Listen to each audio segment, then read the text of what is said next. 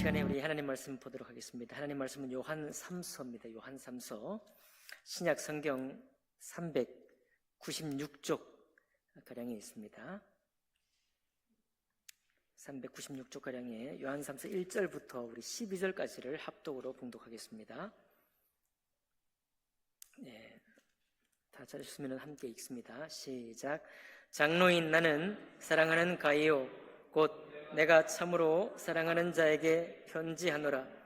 사랑하는 자여, 내 영혼이 잘됨같이 내가 범사에 잘되고 강건하기를 내가 간구하노라. 형제들이 와서 내게 있는 진리를 증언하되 내가 진리 안에서 행한다 하니 내가 심히 기뻐하노라. 내가 내 자녀들이 진리 안에서 행한다 함을 듣는 것보다 더 기쁜 일이 없도다. 사랑하는 자여, 내가 무엇이든지 형제 곧 나그네 된 자들에게 행하는 것은 신실한 일이니 그들이 교회 앞에서 너의 사랑을 증언하였느니라. 내가 하나님께 합당하게 그들을 전송하면 좋으리로다. 이는 그들이 주의 이름을 위하여 나가서 이방인에게 아무것도 받지 아니함이라. 그러므로 우리가 이 같은 자들을 영접하는 것이 마땅하니 이는 우리로 진리를 위하여 함께 일하는 자가 되게 하려 함이라. 내가 두어 자를 교회에 썼으나 그들 중에 으뜸되기를 좋아하는 디오드레베가 우리를 맞아들이지 아니하니 그러므로 내가 가면 그 행한 일을 잊지 아니하리라. 그가 악한 말로 우리를 비방하고도 오히려 부족하여 형제들을 맞아들이지도 아니하고 맞아들이고자 하는 자를 금하여 교회에서 내쫓는도다. 사랑하는 자여, 악한 것을 본받지 말고 선한 것을 본받으라. 선을 행하는 자는 하나님께 속하고 악을 행하는 자는 하나님을 배웁지 못하였느니라. 데메드리오는 뭇사람에게도 진리에게서도 증거를 받았음에 우리도 증언하노니 너는 우리의 증언이 참된 줄을 아느니라. 아멘. 말씀과 예배를 기도하겠습니다. 살아계신 하나님 아버지, 저희가 예수 그리스도 우리 진리 안에 거하게 하시고 진리 안에 살게 하셔서 진리대로 사는 저희들 모두가 될 수 있도록 축복해 주시고 오늘 이 말씀, 이 요한 공동체에 일어난 이 일을 통해서 저희들에게 교훈해 주시기를 원합니다. 모든 것 주님께 맡기며 의탁할 때 귀하신 우리 주 예수님 이름으로 기도하옵나이다. 아멘. 오늘 요한 3서에 있는 말씀을 본문으로 해서 진리의 증거를 받은 사람이라는 제목으로 하나님 말씀 나누겠습니다. 사람은 살아가면서 자기 목소리를 낼 줄 아는 것이 중요합니다. 어릴 때는 남들 따라만 가고 선생님들 따라가고 친구 따라가기도 하지만은 어느 정도 성장을 하면 내 의견, 내 목소리를 내면서 내가 속해 있는 공동체에 영향을 줄 수 있다고 한다면 이것은 굉장히 좋은 일입니다. 그런데 이제 그렇게 하려면 올바르다는 게 뭔지 또 다른 사람들의 어떤 정서도 생각할 줄 알아야 되고 또 자기를 위해서만 목소리를 내는 게 아니라 다른 사람을 위한다는 이 분명한 가치가 있어야 하고 그런 가치가 이제 자기 목소리를 내지 않은 동안에 충분히 마련하고 그렇게 해서 이제 내가 오늘 이 말을 해야 되겠다 그런 생각이 들 때 이제 자기 목소리를 내는 거예요. 자기 의견을 말하고 자기 생각을 말하는 것입니다. 그런데 이게 이제 듣는 사람이 통용이 돼야 되죠. 내가 내 목소리를 내는데 좀 뭔 얘기야? 엉뚱하네? 이렇게 되면 이제 힘들죠. 그런데 내가 어떤 목소리를 냈더니 사람들이 인정을 해주고 받아줘요. 그러면 이제 그 목소리가 더 이제 확신 있게 나올 수 있습니다. 근데 뭐 이렇게 어떤 공동체에서 자기 목소리를 내려면은 사실 충분한 시간 동안에 이 공동체의 다른 지체들과 함께하는 시간이 필요해요. 그렇게 말하지 않습니까? 우리 새로운 목사님이 교회 오면은 3년 동안은 당신 뜻대로 하지 마시오. 이런 불문율 같은 게 있거든요.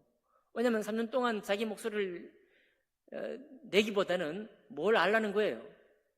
성도들을 알라는 겁니다. 교회 역사를 알고 교회의 정체를 알고 교회가 어떤 이제 방향으로 흘러왔는지도 이해를 하는 시간이 필요하다는 거예요. 그게 없이 이제 막 배운 대로 밀고 나가면 이제 교회가 큰 분란이 생기거든요. 향당동 교회 그래가지고 나뉘어졌잖아요.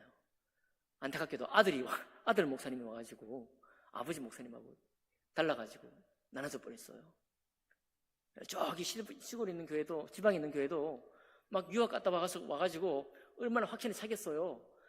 확신에 찬 목소리를 막 끌고 갔더니 난리가 나버린 거예요. 그래서 꼭 목회자만 그렇지 않습니다. 우리 모든 이제 사람들에게 적용이 되는 것들이에요. 어떤 새로운 공동체나 새로운 어떤 모임에 가면 괜히 나 잘났네 하고 그냥 목소리를 처음부터 내기 시작하면은 미운 털만 바뀌는 거예요. 그건 옳지 않죠. 오히려 상대방을 존중해야 돼. 내가 만든 공동체가 아니고 내가 세운 이 단체가 아니기 때문에 그동안 세워온 분들을 존중할 줄 알아야 되죠. 그래서 그저 자기 목소리 내기 전에 함께하는 법도 배워야 합니다. 그리고 또 이 공동체에 무엇이 유익한지도 생각을 해야 돼요. 그냥 막 나 성질대로 말하는 거는 자기 목소리를 내는 게 아니에요. 그건 성질 부리는 거지. 그죠? 그건 자기 성질 부리는 거지 자기 목소리를 내는 게 아닙니다. 그러니 공동체를 유익하게 할 것이 무엇인지를 생각해야 되죠. 사람들의 정서도 파악을 해야 되죠. 태도 또한 겸손하게 말할 줄 알아야 되잖아요. 나 옳다고 막 이렇게 목소리를 내면은 곤란하지 않겠습니까? 자, 모든 공동체 어디서나 자기 목소리를 내면서 사는 것은 굉장히 중요한 가치고 우리에게 어떤 단체 생활을 할 때 상당한 자유로움을 주고 또 자기의 자존감, 자기의 소속감을 안겨주는 그런 좋은 가치입니다. 여러분도 우리 모두가 다 어떤 공동체에 있든지 자기 목소리를 이렇게 겸손하면서도 공동체 유익을 위해서 자기의 생각, 자기 의견을 발휘할 수 있는, 말할 수 있는 사람이 되는 것이 좋겠죠. 자, 그런데 이제 그리스도인, 이제 우리가 교회니까 그리스도인은 그러면 어떻게 자기 목소리를 낼 수 있겠습니까? 지난 주일에 다리아가 조금 제가 익숙하지 않아서 했더니 여러분들이 많은 얘기를 했어요. 잘했습니다. 제가 처음 경험한 거예요. 야, 우리 교회 성도님들이 말을 잘하시구나 이렇게. 그래서 다음번부터는 이제 손 들고 질서 있게 질문 받고 응답하고 해야 되겠다. 그런 생각을 했습니다만은 아무튼 여러분, 우리가 그동안 10수년 동안 서로 순종했잖아요. 그죠? 여행 가자 그러면 아무 말도 안 해. 굿말도 안 해요. 가자는 대로 갑니다. 그렇죠? 우리는 얼마나 순종을 잘하는지 몰라요. 우리는 정말 대단한 공동체입니다. 그래도 이렇게 순종적인 우리에게도 이제 충분한 시간이 지나왔기 때문에 우리 공동체 좀 더 유익하고 좀 더 나은 공동체가 되기 위해서 우리의 의견을 절차에 따라 또 좋은 태도로 말할 수 있는 때가 온 것 같아요.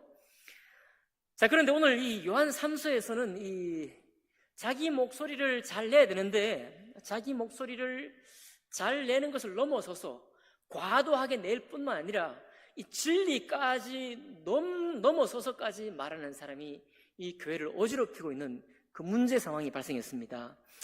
요한 1서, 요한 2서, 요한 3서는 사도 요한이 세운 요한의 교회들의 어떤 모임이에요. 그러니까 사도 요한으로부터 가장 영향을 많이 받은 공동체입니다.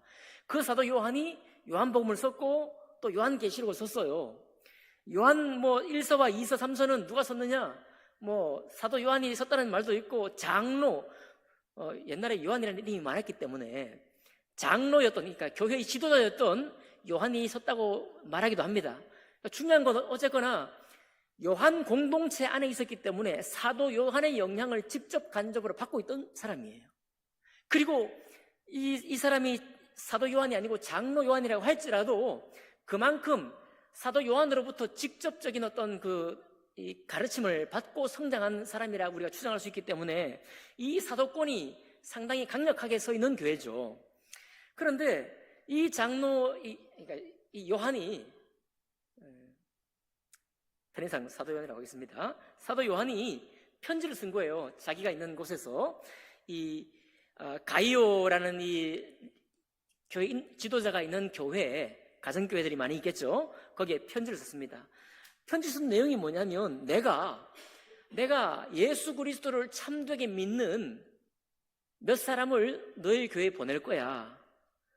보낼 거니까 이 사람이 너희 교회에서 말씀을 전하게 하고 정해져 있는 시간 동안, 그리고 저들에게 사례를 했으면 좋겠다. 왜냐하면 이 말하는 순회 선교사, 당시에 교회들을 방문해서 돌아다니면서 담임 목회자가 아니고 이 순회하면서 말씀을 전하는 사람이 있거든요. 그 사람을 사도 요한이 훈련시켜서 아주 믿음을 확인해 봤을 때 너무나 확실한 믿음이 있었고, 이 사람을 지금 흩어진 공동체, 요한의 공동체, 가정교회들에게 파송한 거예요. 그러니 잘 영접하고 대접하라.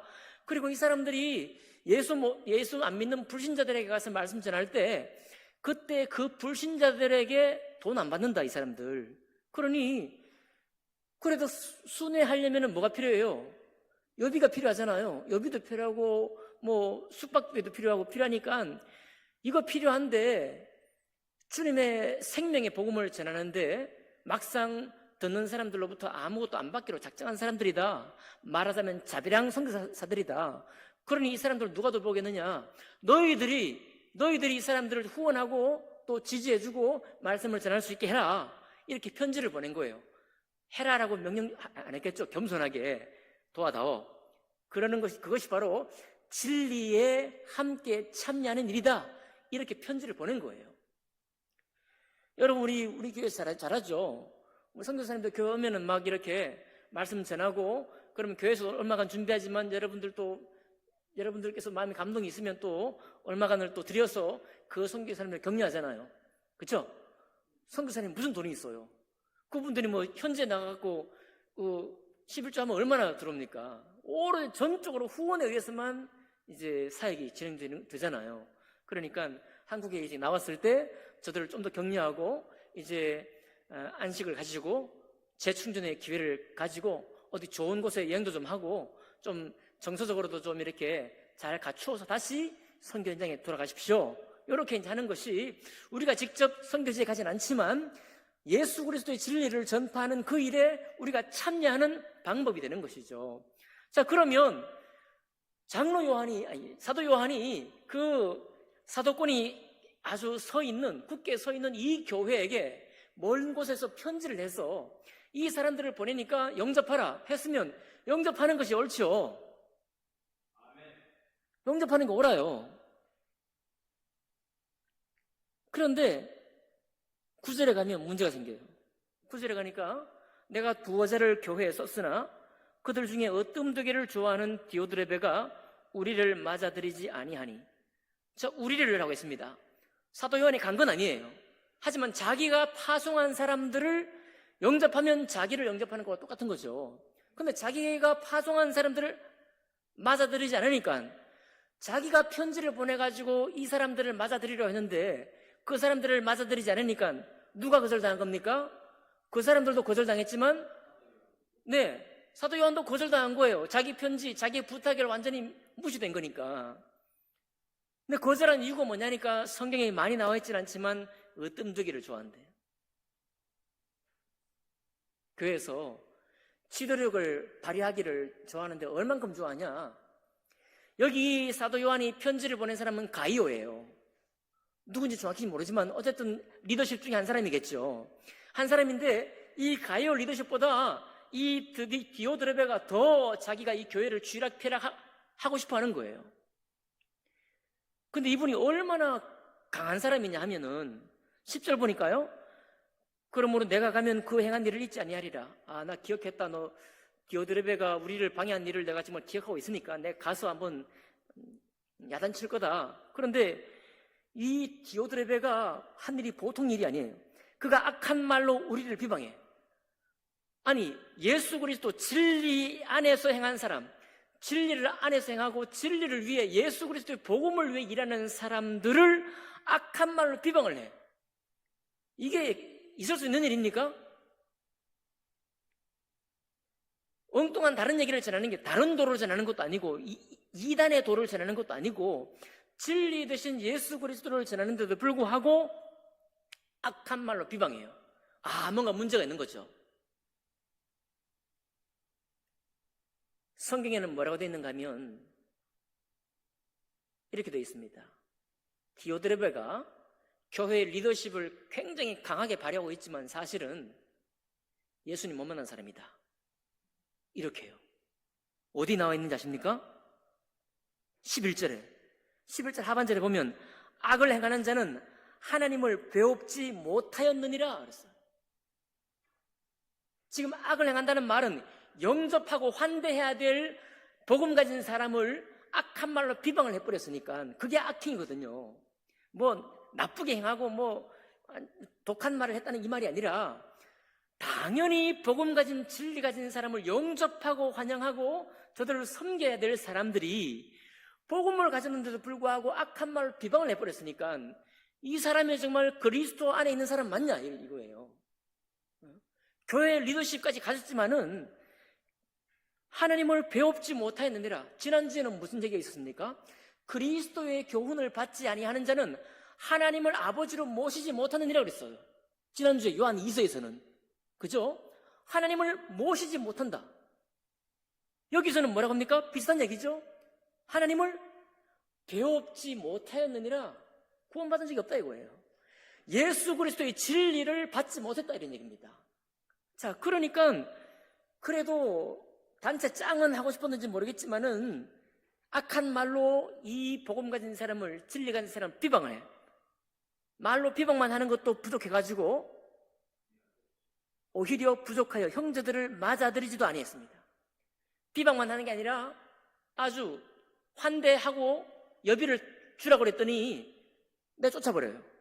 형제들 맞이하지 않아요. 무시해요. 이게 두 번째입니다. 근데 그걸로 끝났느냐? 아니에요. 그래도 이곳은 사도 요한이 세운 공동체란 말이에요. 사도 요한의 영향력이 있는 교회입니다. 그러니까 디오드레베가 아무리 그 리더십이 강력해도 사도 요한의 말을 듣는 사람이 있겠죠. 그 있으니까 편지가 제대로 전달되는지 모르겠지만은 그 중에 어떤 사람들은 이 사람들 순회 선교사들을 영접하려고 하는 거예요. 당연히 여러분과 저도 그렇게 생각하지 않겠습니까? 우리가 복음 가진 사람이고 진리 안에 있는 사람인데 진리의 말씀, 깨달은 말씀으로 우리에게 전하러 오고 우리를 섬기러 온 분을 당연히 영접해야 되죠. 그런데 영접하고자 하는 다른 성도들까지 교회에서 내쫓아버린 거예요. 그러니까 이 사람이 리더십이 얼마나 강한 겁니까? 여러분, 웬만큼 리더십이 있다고 해서 성도들인데 성도들을 교회에서 내쫓아버려요. 그러면 보통 생각 있는 사람들이 당신 뭐야? 그러지 않겠어요? 당신이 뭔데? 당신이 교회 지도자야? 담임 목사님이야? 막 따지지 않겠습니까? 그런데 먹혔다는 거예요. 그만큼 이 디오드레베의 리더십이 강력했다는 겁니다. 우리 교회 성도님들이 아무리 많아져도 이런 사람이 있으면 안 되겠어요.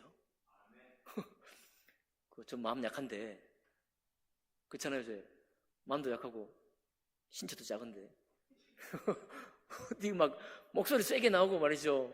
막 뭐라고 말하고 하면은 제가 어떻게 감당하겠습니까?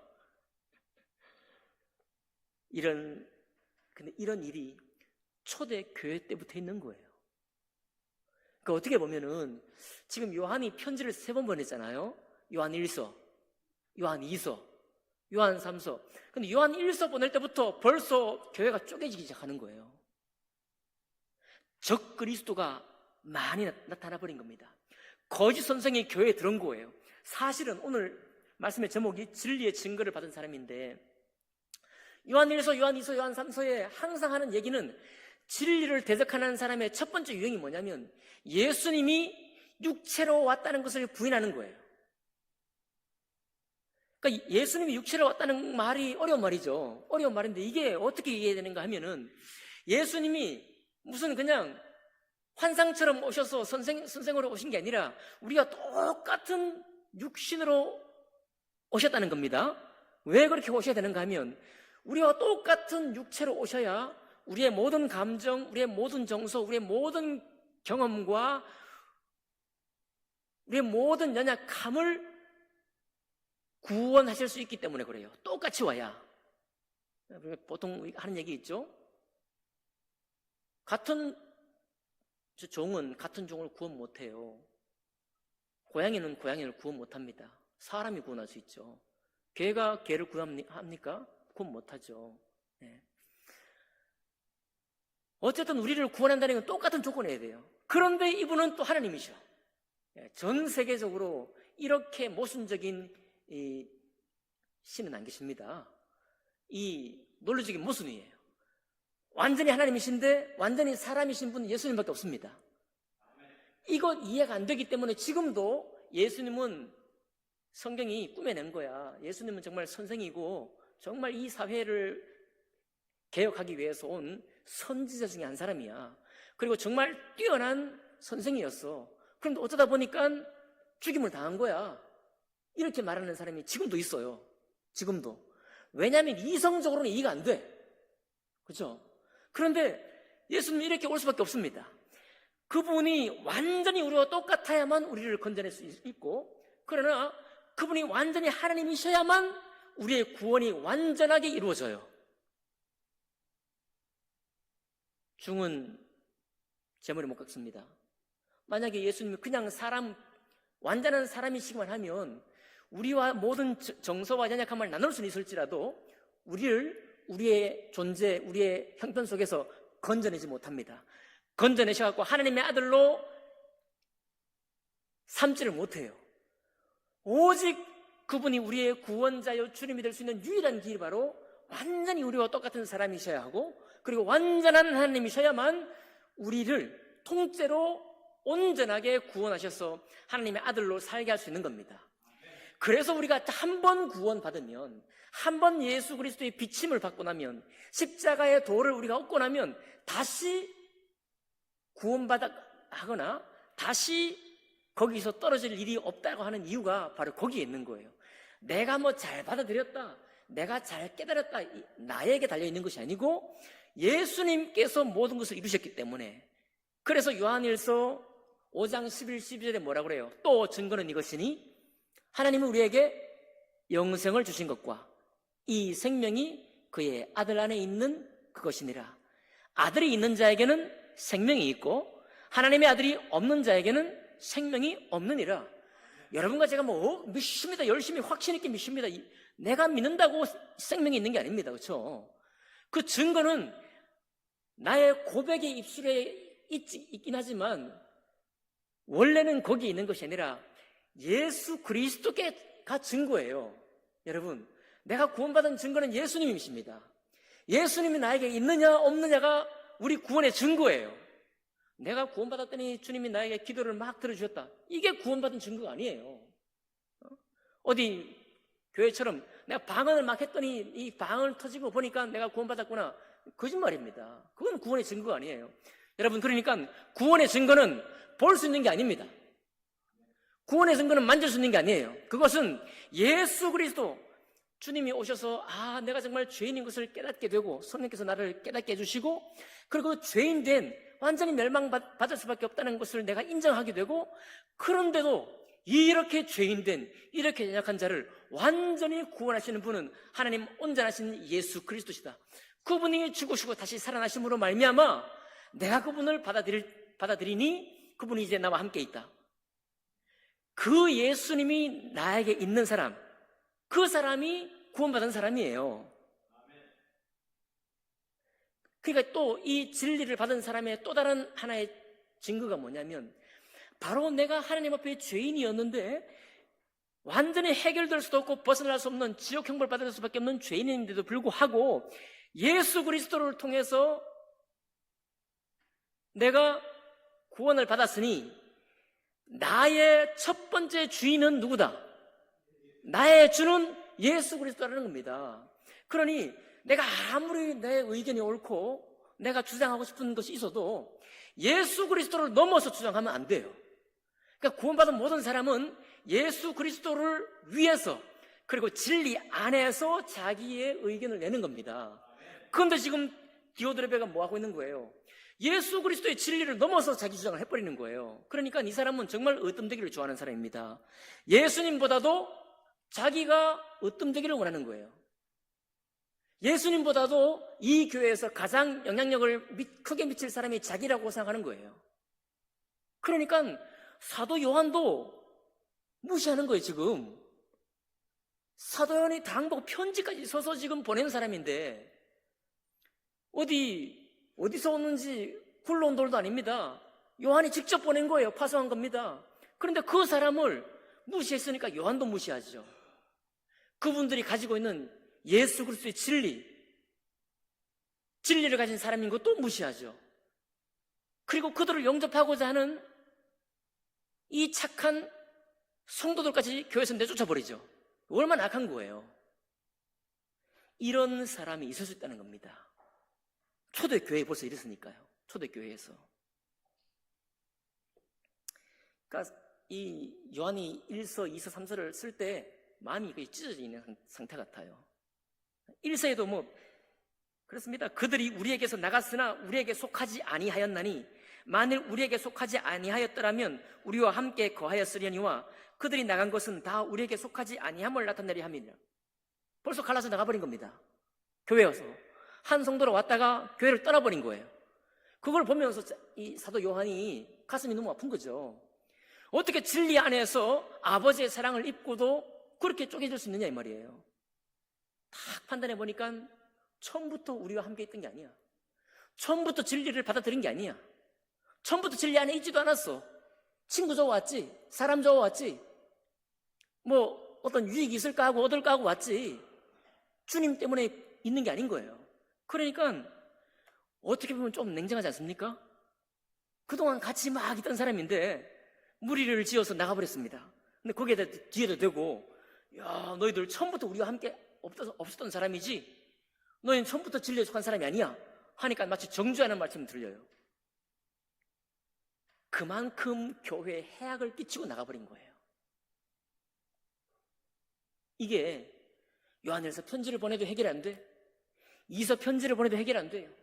3서로 편지를 보낼 때는 이 디오드레베라고 하는 이 진리도 없는 이 사람이 교회를 완전히 휘젓고 있다 이 말이에요. 얼마나 사도가 곤혹스럽겠어요. 그러면서 하는 얘기가 12절에 말합니다. 정확치는 않지만 이 사람은 아마도 사도 요한이 파송한 순회 선교사 중에 한 사람이 아닐까, 혹은 그 순회 선교사들을 영접하려고 했던 교회의 또 다른 지도자가 아닐까, 그런 생각이 듭니다. 12절 보니까요, 데메드리오는 무사람에게도, 무사람이란 말은 뭐겠습니까? 세상 사람, 성도, 그리고 많은 성도 혹은 심지어는 세상 사람들에게도, 그리고 진리에게서도 증거를 받았음에, 진리에게서 증거를 받았다는 말이 무슨 말입니까? 예수 그리스도 복음을 제대로 받았다 이거예요. 제대로 깨닫고 제대로 이해했다. 그 진리에게서도 증거를 받았음에 우리도 증언하노니, 사도 요한도 이 데메드리오를 증명한다는 거예요. 내가 그를 보장한다 이 말입니다. 보장하니 너는 우리의 증언이 참된 줄을 아느니라. 가이오야, 너는 진리도 확실히 받았고 무사람도 이 데메드리오를 인정하고, 그리고 우리도 이 사람을 보장하니 우리의 이 모든 것들이 참된 것을 내가 알 거다. 그러니까 뭔 얘기입니까? 가이오야, 내가 보는 이 사람들을 영접하고 저들을 잘 대하는 것이 선한 일이고, 디오드레베처럼 악한 일을 본받지 말고 이 선한 일을 본받아 저들을 잘 영접하고 환대해서 저들이 진리를 위해 수고하는데 아무런 장애가 없도록 함으로 여러분들이 진리에 참여하는 사람이 되라 라고 그렇게 권면하고 있는 것입니다.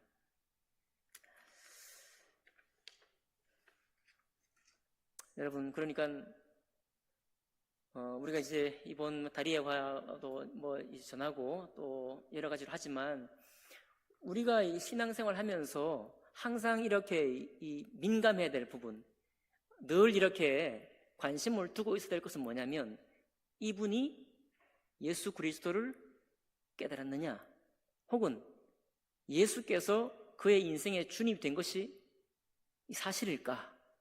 이런 부분을 먼저 든 자들은 항상 염두에 두고 있어야 돼요. 이번 이 초대해서 오는 분들이 어떤 형편으로 온다고 할지라도 이제 교회에 만약 정착을 하지 않습니까?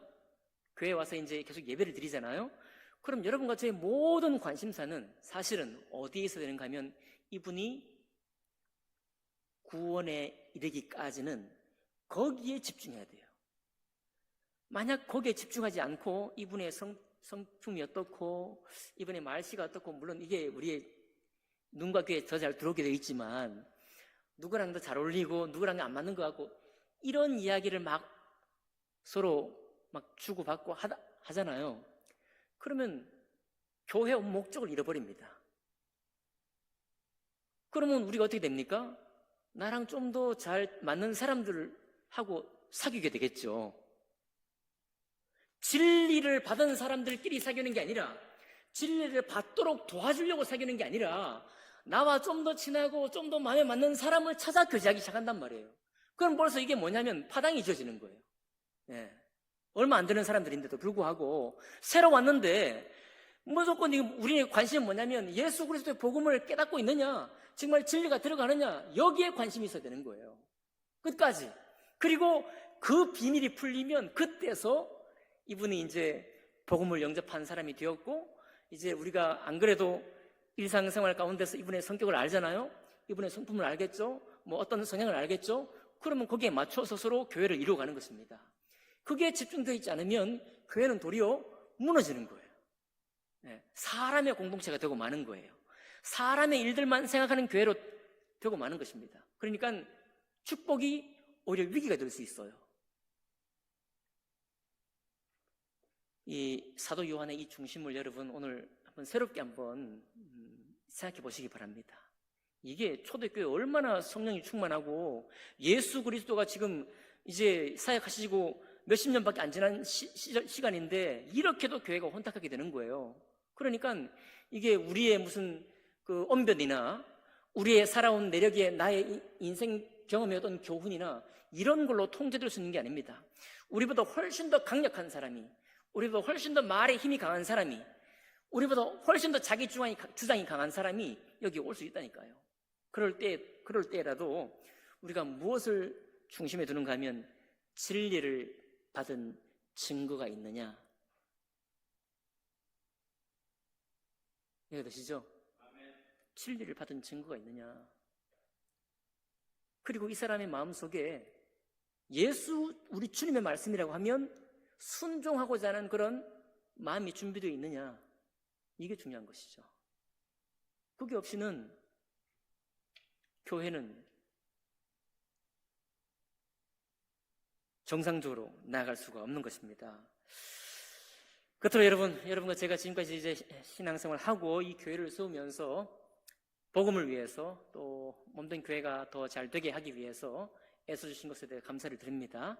이제 오늘 이 시간 다시 한번 진리를 받는 사람, 그리고 예수 그리스도 생명의 주님을 내가 주님으로 모신 사실이 얼마나 귀한가, 얼마나 중요한가, 이것이 제대로 안 되었을 때 참 어려움을 겪게 되는구나 라는 것을 떠올리시면서 우리가 이번에 준비한 이 일들을 한 순서 한 순서를 의미 있게 또 주님께 기도하면서 진심을 다해서 신실하게 감당해 갈 수 있기를 원합니다. 그 일이 우리 주님께로부터 복이 될 줄 믿습니다. 기도하겠습니다.